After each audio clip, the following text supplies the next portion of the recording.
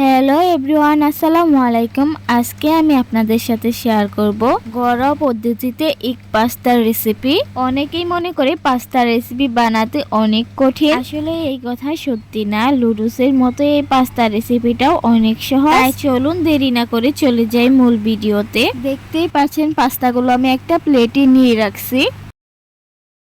এবার কড়াইয়ে 1 গ্লাসের মতো পানি দিয়ে দিলাম হাফ চামচ লবণ, 1 টেবিল চামচ তেল। পাস্তা সিদ্ধ করার জন্য পানিতে অবশ্যই 1 টেবিল চামচ তেল দিয়ে নিতে হবে। এবার চামচ দিয়ে তেলটা পানির সাথে মিশিয়ে পাস্তাগুলো আমি দিয়ে দিচ্ছি। পাস্তাগুলো আমি 5 মিনিট সময় নিয়ে সিদ্ধ করে নিব। 5 মিনিট পরে ছাঁকনি দিয়ে পাস্তাগুলো ছেঁকে আমি বাটিতে তুলে নিব।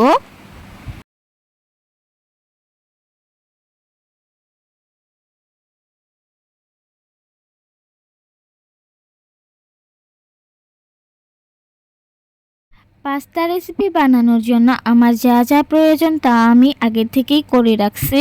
আমি 2টো পেঁয়াজ আর একটা রসুন কুচি কুচি করে কেটে নিছি। সাথে কেটে নিছি 6-7টা কাঁচামরিচ, একটা ডিম। যেহেতু আমি ডিম দিয়ে পাস্তাটা বানাবো তার জন্য আমি একটা ডিম নিয়েছি টমেটো সস। আমি 2 টেবিল চামচ টমেটো সস ব্যবহার করব। সাথে নিয়েছি 2 টেবিল চামচ সয়া সস। পাস্তা বানাতে সয়া সস আর টেস্টিং সল্টটা কিন্তু অবশ্যই লাগবে। এবার আমি একটা কড়াইয়ে তেল গরম করে দিয়ে দিলাম কাঁচামরিচ কুচি, পেঁয়াজ কুচি, রসুন কুচি।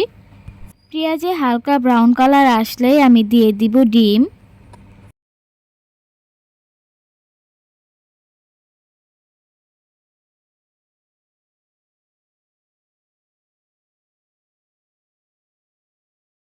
ডিমটা ভালোভাবে নাড়াচাড়া করে ভেঙে দিয়ে দিব টমেটো সস। ডিমের সাথে টমেটো সসটা ভালো করে মিশিয়ে দিয়ে দিব সয়া সস। সয়া সসের সাথে সাথে টেস্টিং সল্টটাও 1 চিমটি পরিমাণ দিয়ে দিতে হবে। এবার সব কিছু ভালোভাবে মিশিয়ে পাস্তাগুলো আমি দিয়ে দিব।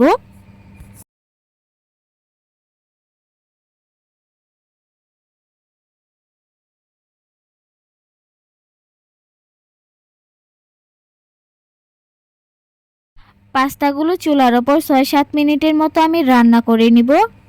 আর সাথে কিন্তু পাস্তার ভিতরে যে মশলাটা থাকে ওইটাও দিয়ে দিব।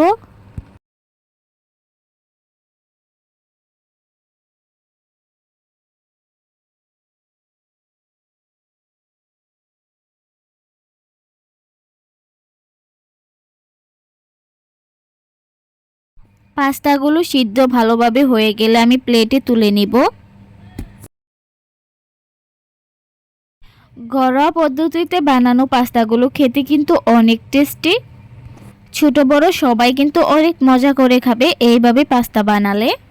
তাই দেরি না করে আপনারাও ঘরোয়া পদ্ধতিতে এইভাবে বানিয়ে ফেলুন ডিম পাস্তার রেসিপি। আর যদি আমার ভিডিওটি ভালো লেগে থাকে অবশ্যই আমার চ্যানেলের পাশেই থাকবেন। ভালো থাকবেন সবাই, আল্লাহ হাফেজ।